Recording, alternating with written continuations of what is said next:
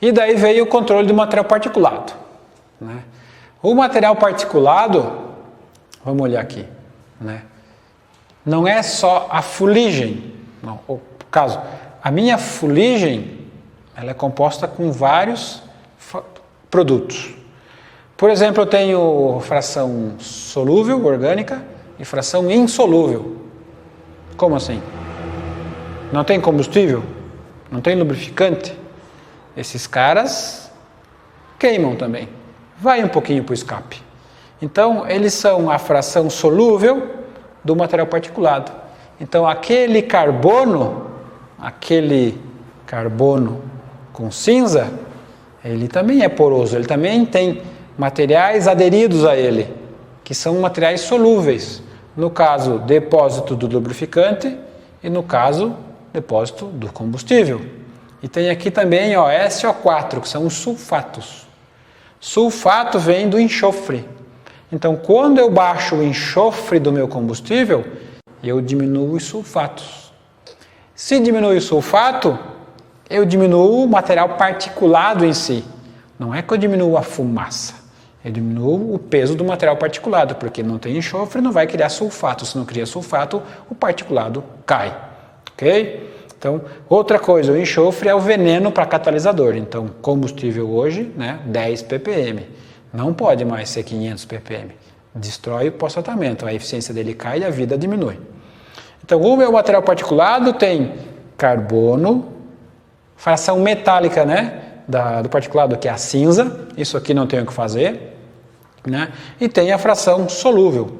Depois dá uma olhada na apostila e veja como diminuiu a quantidade de fração solúvel do combustível e do lubrificante do motor dos anos 80, 90 para o motor atual. Eu até anotei aqui na apostila. Peguei aqui, eu estava relendo, né? A quantidade de material solúvel que vem do combustível baixou em 40%. E a que vem do lubrificante baixou em 15%. Né? Sem contar que o lubrificante também hoje está bem menos viscoso, né? Tem uns 5W30 até para caminhão sintético. Então, a quantidade de material particulado vem diminuindo também em função da característica do combustível e do lubrificante. Não só da combustão propriamente dita, que trabalha muito então nessa parte do carbono. Okay? Então, o meu material particulado ele tem fração solúvel, insolúvel. Solúvel vem lá do lubrificante, vem do combustível e vem dos sulfatos. Ok? Próximo. Aqui, ó. Esse gráfico está até colorido aqui, porque ele mostra, olha a unidade que interessante. NOx, grama por quilograma de combustível. E material particulado, grama por quilograma. Isso aí é uma coisa que a gente vê pouco, né? Então tem aqui as escalas e mostra nos anos 90 como evoluiu as estratégias. A gente pode fazer uma analogia, até meio que a grosso modo assim, com os motores off-road no Brasil, os motores de equipamentos agrícolas, por exemplo, que eram totalmente mecânicos e como vieram evoluindo até entrarem nos motores eletrônicos, né?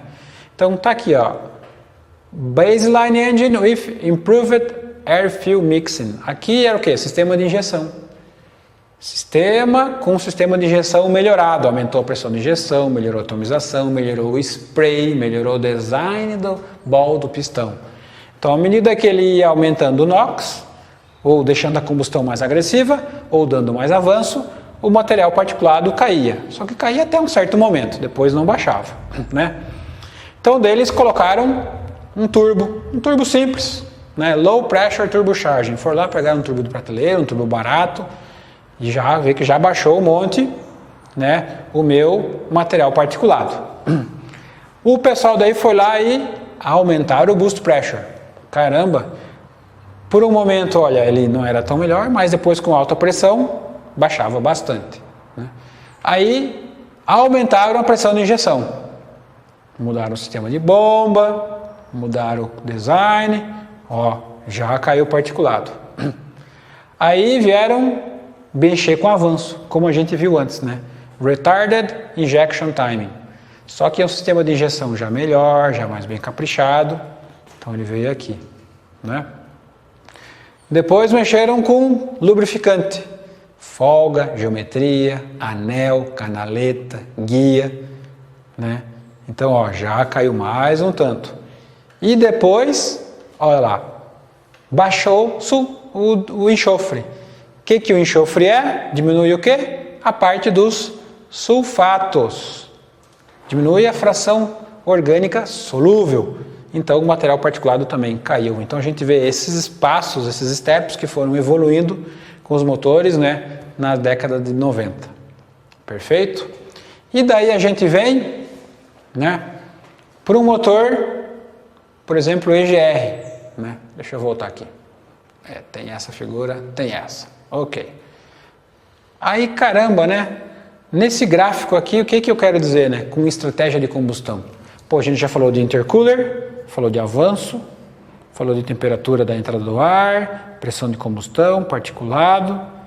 E agora tem um parâmetro que é o EGR. Lembra do EGR? Para que é o EGR? Para baixar NOx. Por que baixa NOx?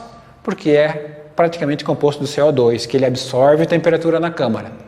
Como ele absorve temperatura na câmara, ele baixa a temperatura geral da combustão. Cai NOx. Gangorra. Se cai NOx, quem aparece? Particulado. Então tem aqui, ó, legislação. Particulado, NOx.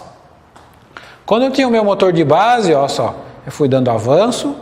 O que faz avanço? NOx. Dando avanço, avanço, avanço, avanço. E quem vinha caindo? Particulado. Então eu peguei esse meu motor de base e coloquei EGR. Caramba, eu colocou EGR e daí eu precisava baixar NOx e particulado. Então, o EGR, que é a minha esponja de calor, que é CO2, que baixa a temperatura de combustão, trouxe para cá. Caramba, talvez eu ia esperar que ele viesse para cá, né? Porque eu uso o EGR, o motor tende a fumar. Provavelmente o que o pessoal fez? Recalibrou. Muda a pressão de injeção, muda o avanço, traz para cá, né? E daí eu coloco um catalisador de oxidação. O que ele vai fazer? Oxidar a parte solúvel do material particulado. Se ele oxida, ele tira aquele cara de lá. Fica o quê? Só o carbono e a cinza. Como eu oxidei, o que acontece? Baixa material particulado. Então, era um motor diesel com sistema de EGR, mais um catalisador de oxidação. Para quê? Baixar particulado. Particulado qual esse que oxidava? Quem era? Era o meu sulfato, hidrocarboneto, também, um pouquinho. Né? Então esse foi o começo de tudo, lá nos anos 2000. Né? Ó, conseguiram reduzir na ordem de 40% NOx. Só que tem um detalhe, quando eu coloco a EGR, a combustão degrada, cai a pressão de combustão, aumenta o consumo.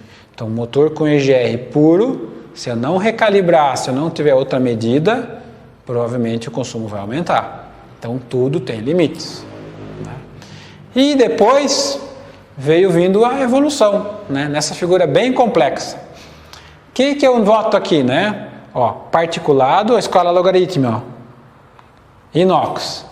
Nota, né, pessoal? Tem hora que é particulado NOx, tem hora que é NOx particulado, tem hora que é gramas por quilowatt-hora. Então sempre dá uma de olho na unidade. Mas ele sempre coloca esse equilíbrio, NOx particulado. No caso aqui ele começou lá nos anos 70, nos 80. Ó, em 87, ó, motor dos anos 90. O que eles fizeram para mencionar? Retarded timing, menos avanço, né? Lower Inlet Manifold Temperature, ou seja, melhorar a qualidade do ar da admissão, talvez um intercooler. Né? Higher Heat Release, ou seja, ele colocava bastante calor nos fluidos, no óleo e sobretudo na água. E menor fricção, o que era? Componente e óleo.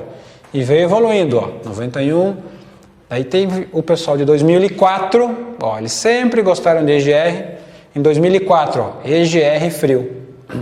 Para baixar bastante NOx, para não aumentar o particulado e manter o consumo de combustível a níveis aceitáveis.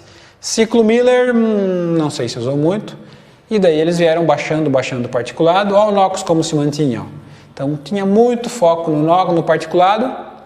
E em 2007 os caminhões dos Estados Unidos começaram a entrar com bastante EGR, né?